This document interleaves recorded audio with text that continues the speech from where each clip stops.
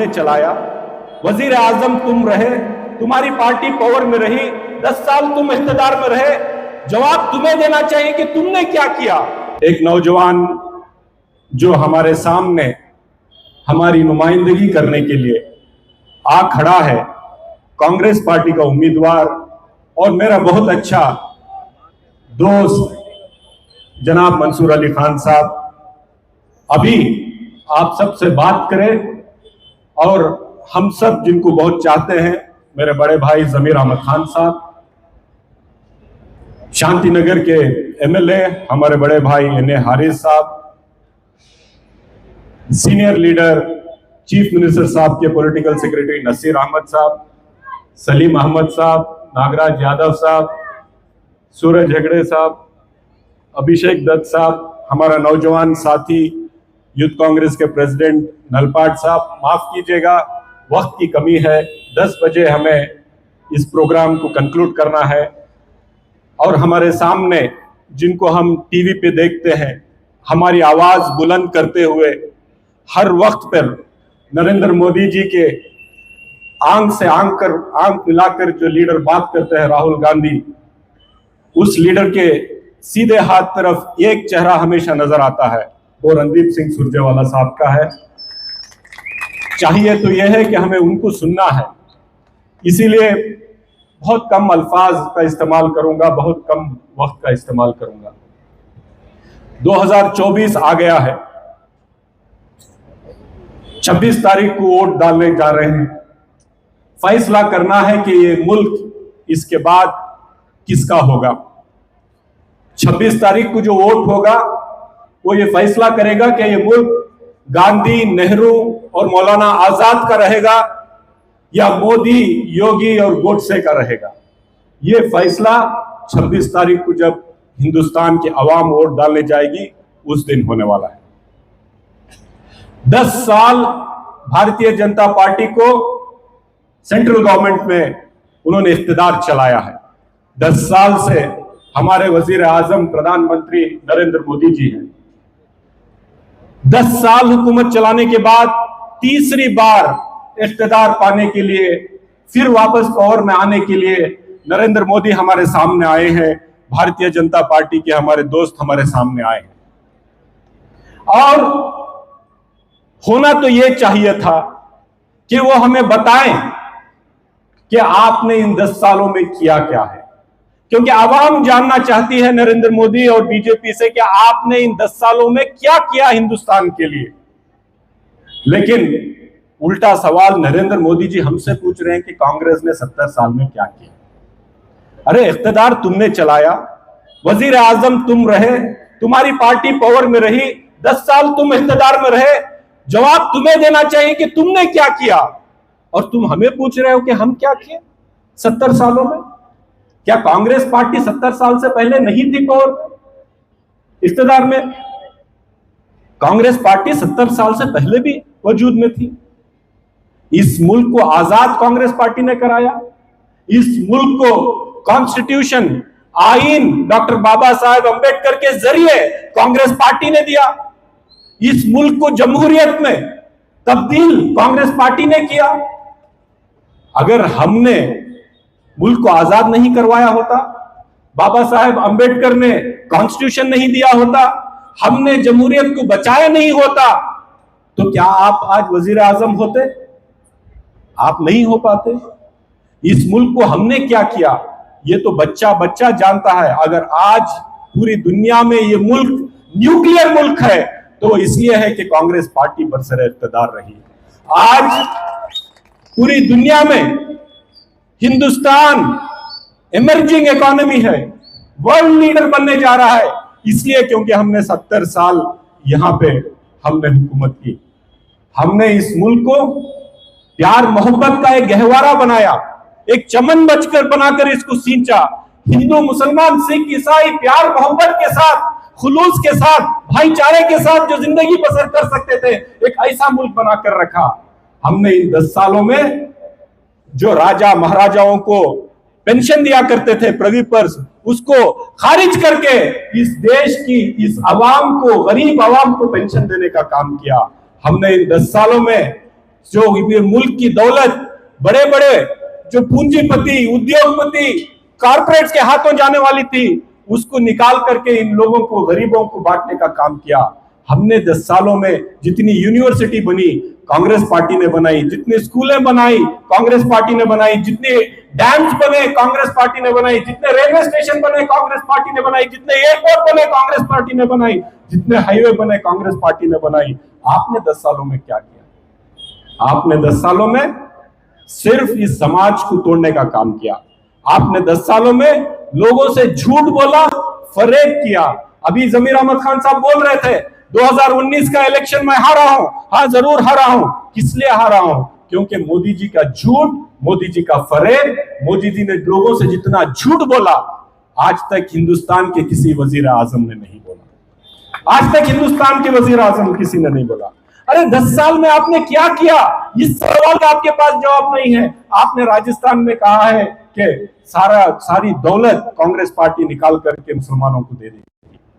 अरे कांग्रेस पार्टी हिंदुओं की पार्टी है, कांग्रेस पार्टी मुसलमानों की पार्टी है, कांग्रेस पार्टी क्रिश्चियनों की पार्टी है, कांग्रेस पार्टी सिखों की पार्टी है, कांग्रेस पार्टी दलितों की पार्टी है, कांग्रेस पार्टी हिंदुस्तान के हर एक फर्द की पार्टी है। जिसके दिल में हिंदुस्तान, जिसके दिल में भारत, जिसके दिल में इंडिया होता है, हर उस वफादार हिंदुस्तानी की पार्टी कांग्रेस पार्टी है।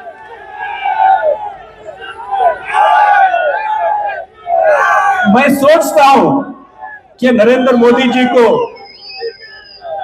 क्या शर्म नहीं आई होगी जब उन्होंने राजस्थान में कहा। क्या आपको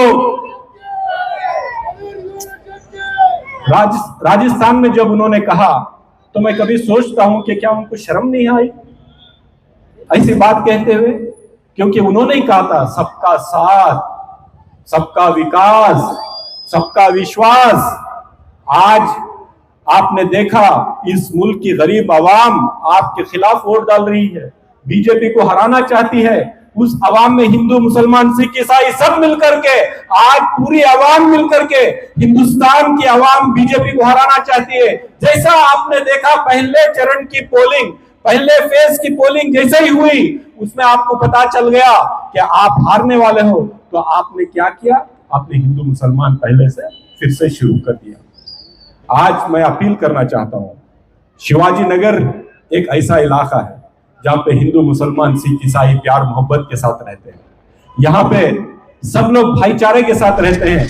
यहाँ पे 250 साल की अगर एक चर्च है तो यहाँ 200 साल का एक की दरगाह भी है, 200 साल की मस्जिद भी है, 1500 साल की एक मंदिर भी है।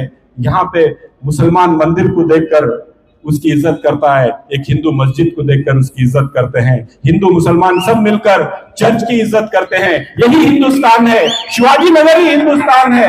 अगर शिवाजी नगर को हिंदुस्तान में जो माहौल बना है उससे बचा कर रखना है और शिवाजी नगर का माहौल पूरे हिंदुस्तान में फैलाना है, तो प्यारे माँ बहनों, बुजुर्गों, नौजवान साथियों, वो सिर्फ और सिर्फ कांग्रेस पार्टी कर सकती है, सिर्फ और सिर्फ राहुल गांधी कर सकते हैं। और कोई ऐसा लीडर नहीं है जो खड़े होकर के इस नफरत की सियासत को खत्म कर सके, खड़े होकर के इनके झूठ को, इनके फरेब को खत्म कर सके। अगर वो कर सकता है तो सिर्फ राहुल गांधी कर सकता है।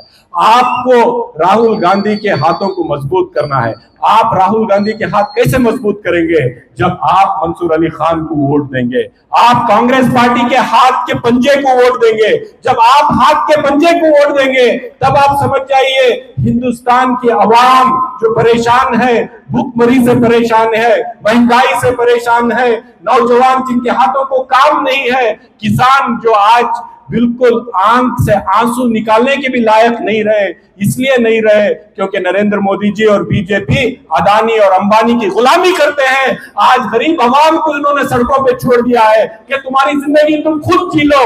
तो आज कर्नाटक में कांग्रेस की हुकूमत, जनाब सिद्धरामैया की हुकूमत आ गई, इसलिए गरीब आवाम बच गई। अगर आप जान लीजिए यहाँ पे भी अगर कांग्रेस नहीं आती तो गरीब कहां जाते? आज हम हर घर को 2000 रुपए पहुंचाने का काम कर रहे हैं। हमारी बहन जो भी हो, हिंदू, मुसलमान, सिख, ईसाई कोई भी निकले, हाथ पटाए बस रुकेगी। उसमें आप बीदर से लेकर चामराजनगर तक फ्री जा सकते हैं। आज कर्नाटक रियासत की कोई भी किसी भी घर में 1 रुपया इलेक्ट्रिसिटी बिल का नहीं देना पड़ता। नौजवान जिसके हाथ को काम नहीं है उसको स्टाइपेंड देने का काम हम कर रहे हैं। जिसके घर में अनाज नहीं है हर सर को 10 किलो अनाज देने का काम कर रहे हैं। ये कौन कर रहा है? कांग्रेस पार्टी कर रही है। किस लिए कर रही है? कि हिंदुस्तान सबका है, सिर्फ अमीरों का हिंदुस्तान नहीं है। जिनकी गुलामी बीजेपी करते हैं सिर्फ उनका हिंदुस्तान नहीं है। हिंदुस्तान किसी का है तो गरीब अवाम का है।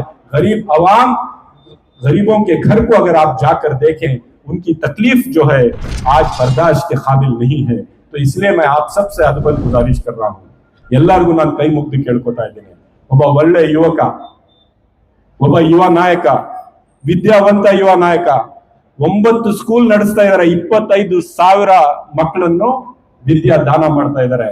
ನಾನು ಮನ್ಸೂರ್ ಅಲಿ ಖಾನ್ಗೆ ಯಾಕೆ ಸಹಾಯ ಮಾಡ್ತಾ ಇದ್ದೀನಿ, ಯಾಕೆ ನಾನು ಅವರ ಕೈ ಬಲಪಡಿಸಬೇಕು ಅಂತ ಬಂದಿದ್ದೀನಿ ಮುಂದೆ ಅಂದ್ರೆ, ಅವರ ಕೈ ಬಲಪಡಿಸಿದ್ರೆ ನಮ್ಮ ನಾಯಕರಾದಂತ ರಾಹುಲ್ ಗಾಂಧಿ ಅವರ ಕೈ ಬಲಪಡಿಸಿದಂಗೆ. ಅವರ ಕೈ ಬಲಪಡಿಸಿದ್ರೆ ನಾನು ಶಿವಾಜಿನಗರಲ್ಲಿ ಏನೇನ್ ಕೆಲಸ ಮಾಡ್ತಾ ಇದ್ದೀನಿ, ಶಿವಾಜಿನಗರಲ್ಲಿ ಏನೇನ್ डेवलपमेंट ಮಾಡ್ತಾ ಇದ್ದೀನಿ, आज जितना भी आप डेवलपमेंट देख रहे हैं मेरे अकेले कंधों पर इसका बोझ उठाकर बहुत देर तक हम नहीं चल सकते।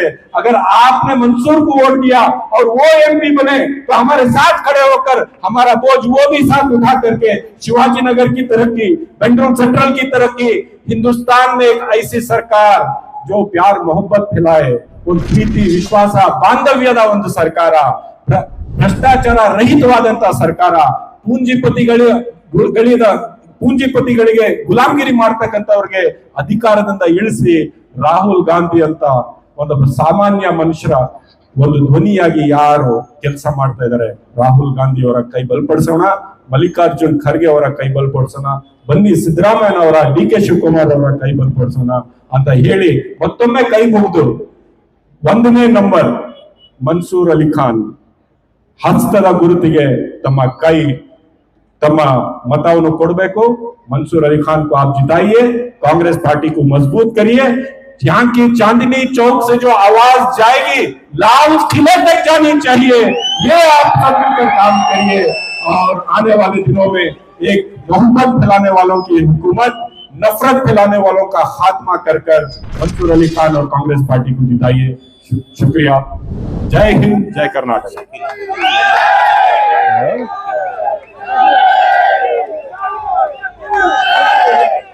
आज का एक प्रोग्राम इतना बेहतरीन प्रोग्राम जो आप लोगों ने किया, 6:30 बजे से आप लोग यहाँ जमा हुए, आने में ताखीर हुई, माफी चाहते हैं। इलेक्शन का वक्त है, बहुत जगह जाना था, वहाँ खत्म करके आए हैं। सुरजेवाला साहब भी बहुत जगह जाकर यहाँ पे आए हैं। और जितने आप लोकल लीडर्स हैं, क्योंकि हमें उनको सुनना है, मंसूर अली खान को भी सुनना है, जितने आप लोकल लीडर्स हैं, शकील अहमद साहब होंगे, कृष्णा गौड़ा होंगे, हमारे शुजाउद्दीन होंगे, सुभाष और सुमता हमारे ब्लॉक प्रेसिडेंट्स हैं, शेख अरना हमारे मुजीब भाई भी हैं। जितने लोग नजर आ रहे हैं मैं उनका नाम नहीं ले रहा हूं, जितने लोग नहीं नजर आ रहे, अच्छा आप सब जैन साहब यहाँ मौजूद हैं, आप सबका शुक्रगुजार हूं। आम आदमी पार्टी के हमारे साथी हैं।